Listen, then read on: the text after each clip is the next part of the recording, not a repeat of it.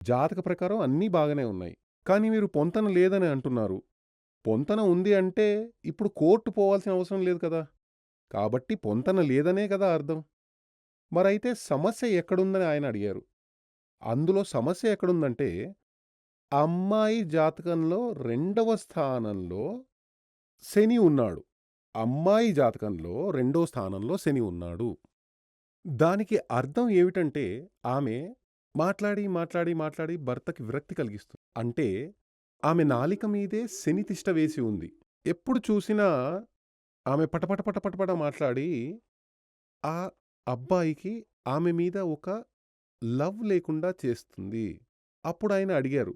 అబ్బాయి జాతకంలో రెండో స్థానంలో గురువు ఉన్నాడు. సాత్వికంగానే ఉన్నాడు. అతనిది సాత్వికమైన గుణం.